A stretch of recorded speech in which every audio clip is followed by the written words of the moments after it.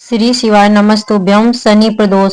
शनिवार के दिन शनिदेव की पूजा करनी चाहिए। किसी चौकोर वेदी पर शनिदेव की लोहे की प्रतिमा स्थापित करें तथा काली वस्तुओं तिल आदि से पूजन करें। ब्राह्मणों को भी काले तिलों से मिश्रित भोजन करवाना चाहिए। इस प्रकार नियम पूर्वक 1 माह, 1 वर्ष या 3 वर्ष तक व्रत करने से शनिदेव प्रसन्न हो जाते हैं और संपूर्ण मनोरथ पूर्ण करते हैं। व्रती को अकाल मृत्यु का भय नहीं रहता तथा शनिदेव आरोग्यता प्रदान करते हैं। किसी समय सूर्य आदि 9 ग्रहों में अपनी अपनी श्रेष्ठता सिद्ध करने के लिए विवाद छिड़ गया, किंतु वे किसी निर्णय पर एक मत न हो सके। तब इंद्रदेव के पास गए और बोले कि आप यह निर्णय करें कि हम लोगों में कौन श्रेष्ठ है। इंद्र ने यह सुनकर उनसे कहा कि तुम लोग राजा विक्रमादित्य के पास जाओ, वे इसका निर्णय कर देंगे। इंद्र की बात सुनकर वे सभी 9 ग्रह राजा विक्रमादित्य के पास गए।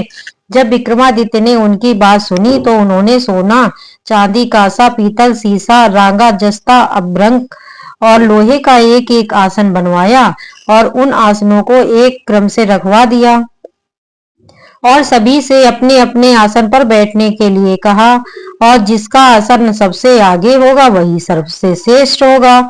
जिसमें सबसे पीछे लोहे का आसन रखा था, जो कि शनिदेव का था, अपने आसन को पीछे देखकर अपने को सबसे छोटा समझकर राजा के ऊपर क्रोधित होकर वो बोले कि तुम मुझे अभी समझ नहीं पाए हो। मैं एक ही राज पर 3 महीने तक रहता हूँ।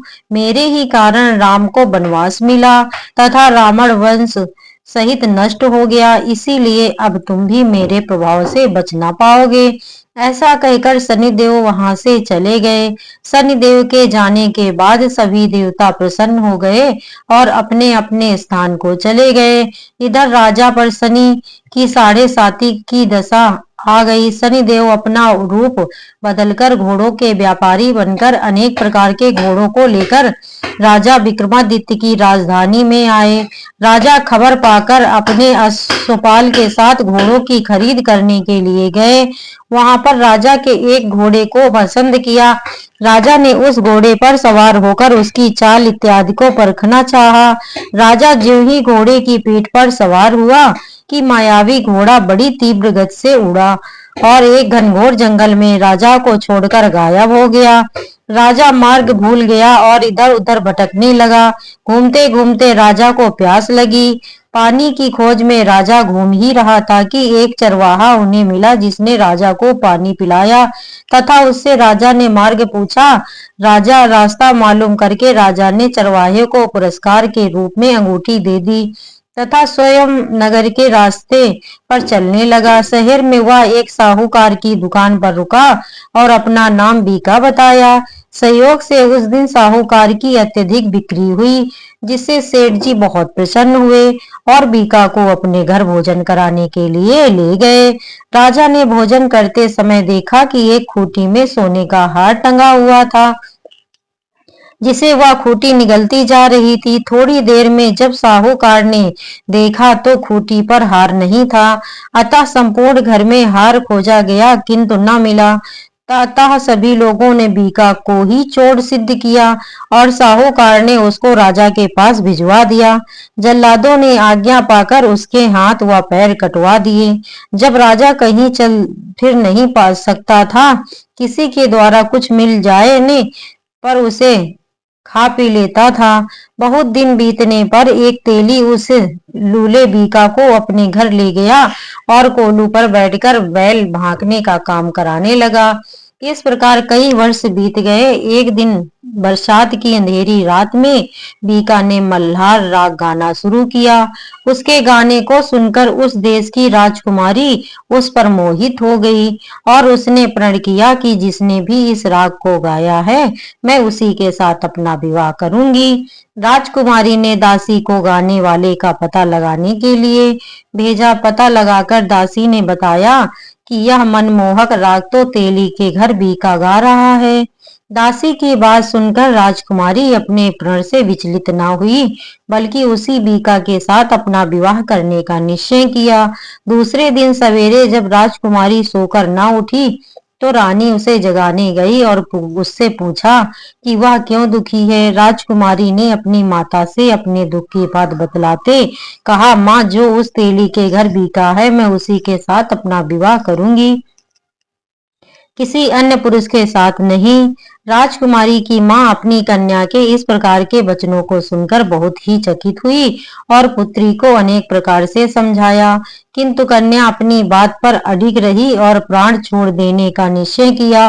तब रानी ने उसे धैर्य बंधाया और अपने महल में जाकर दासी से राजा को बुलवाया और कन्या के हठ की संपूर्ण बात राजा को बताई। रानी की बात सुनकर राजा पुत्री के पास गया और बोला कि हे पुत्री, तुम उस लंगड़े बीका के साथ विवाह के बाद सुखपूर्वक अपने जीवन को व्यतीत ना कर सकोगी, अतः तुम अब बुद्धि और विवेक से काम लो और अपने हठ को त्याग दो। मैं तुम्हारे विवाह का प्रस्ताव अभी अन्य राजकुमारों के पास भेजता हूँ। पिता के वचनों को सुनकर राजकुमारी ने कहा, पिताश्री, यदि आप मेरा विवाह बीका के साथ ना करेंगे तो मैं अपने प्राण त्याग दूंगी। राजकुमारी की बात सुनकर राजा को बहुत क्रोध आया और उन्होंने कहा कि तुझे दुख ही उठाना है तो मैं कर ही क्या सकता हूँ।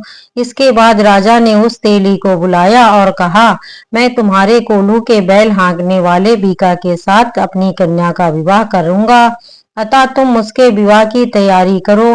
राजा की बात सुनकर तेली को बहुत आश्चर्य हुआ, किंतु राजा की आज्ञा के अनुसार विवाह की तैयारी की और शुभ मुहूर्त में राजकुमारी का विवाह बीका के साथ हो गया।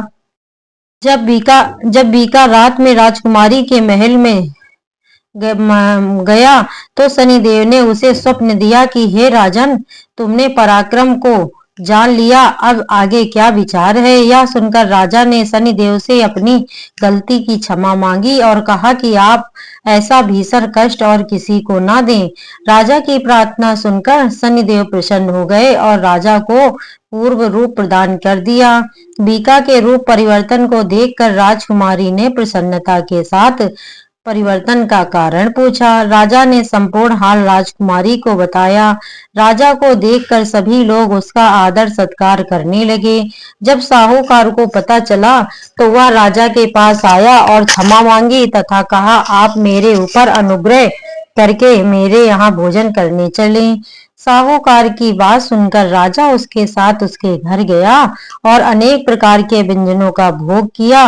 राजा ने भोजन करते समय देखा कि पहले तो खूंटी हार निगल गई थी, वह उगल रही है। राजा ने यह सबको दिखाया और अपने ऊपर शनि देव के क्रोध का भी हाल बताया। भोजन के बाद उस साहूकार ने राजा से अनुमति लेकर उसके साथ अपनी पुत्री का विवाह कर दिया तथा दहेज में बहुत सा धन दिया। कुछ दिन बीतने पर राजा अपनी दोनों रानियों सहित अपनी राजकुमारी को ले जाकर वहां की प्रजा ने राजा का बहुत अधिक स्वागत किया। स्वागत समारोह के बाद राजा अपने भवन को गए। प्रजा ने बड़ी प्रसन्नता के साथ संपूर्ण नगर को सजाया तथा रात्रि में प्रकाश किया। राजा ने शनिदेव की महिमा का वर्णन करते हुए उनको देवताओं में सर्वश्रेष्ठ बतलाया।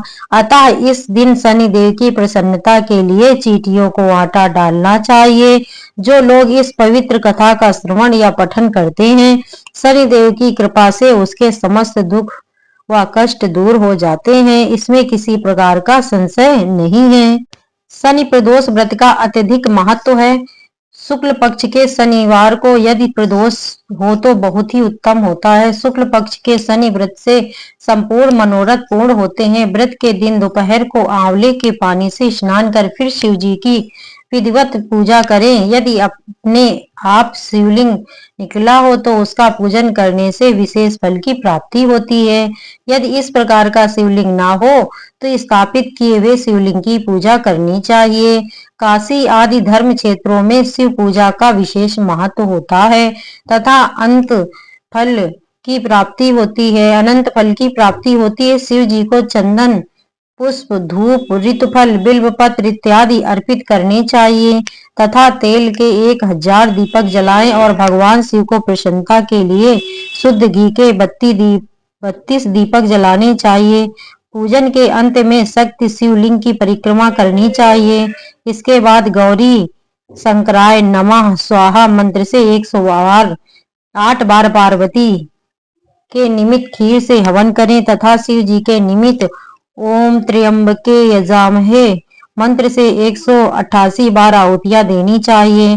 ब्राह्मणों को भोजन करवाना चाहिए तथा दक्षिणा भी देनी चाहिए। ब्राह्मणों से आशीर्वाद लेकर स्वयं बंधु बांधवों सहित भोजन आदि करना चाहिए। व्रत के दिन जमीन या तख्त पर सोना चाहिए। 1 वर्ष तक लगातार व्रत करने से शिवजी अत्यंत प्रसन्न होते हैं और धन्य धान्य शत्रुओं पर विजय आदि प्राप्त कराते हैं। व्रती के संपूर्ण मनोरथ पूर्ण होते हैं, इसमें किसी प्रकार का संदेह नहीं है। बोलिए महादेव की जय, बोलो शनिदेव की जय। ओम जय शिव ओमकारा, स्वामी हर शिव ओमकारा। ब्रह्मा विष्णु सदा शिव हरदांगी धारा। ओम जय शिव ओमकारा। एकानन चतुरानन पंचानन राजे, स्वामी पंचानन राजे। हंसासन गरुड़ासन ब्रजवाहन साजे। ओम जय शिव ओमकारा। द्वे भुज चार चतुर भुज, 10 भुज अति सो है बाबा, 10 भुज अति ओ है। तीनों रूप निरखता त्रिभुवन जन मोह है। ओम जय शिव ओमकारा। अच्छी माला बनी माला, मुंडी माला धारी बाबा, मुंडी माला धारी। चंदन मृगु मधु चंदा, बाले शुभिकारी। ओम जय शिव ओमकारा। श्वेतांबरे पीतांबरे बागांबरे अंगे, स्वामी बागांबर अंगे। सनकादिके ब्रह्मादिके भूतादिके संगे। जय शिव ओमकारा। कर में श्रेष्ठ कमंडल, चक्र त्रिशूल धरता बाबा, चक्र त्रिशूल धरता। जग करता जग भरता, जग पालन करता। ओम जय शिव ओमकारा। 64 योगिनी गावत, नृत्य करत भैरो बाबा, नृत्य करत भैरो। बाजत ताली मृदंगा और बाजत ढमरू। ओम जय शिव ओमकारा। लक्ष्मी वर सावित्री, श्री पार्वती संगे बाबा, पार्वती संगे। अर्धांगिनी गायत्री, सिर पर सोहे गंगे। ओम जय शिव ओमकारा। काशी में विश्वनाथ विराजत, नंदी ब्रह्मचारी बाबा, नंदी ब्रह्मचारी। नित्य उठ दर्शन पावत, बाबा जी का भोग लगावत, महिमा अति न्यारी। ओम जय शिव ओमकारा।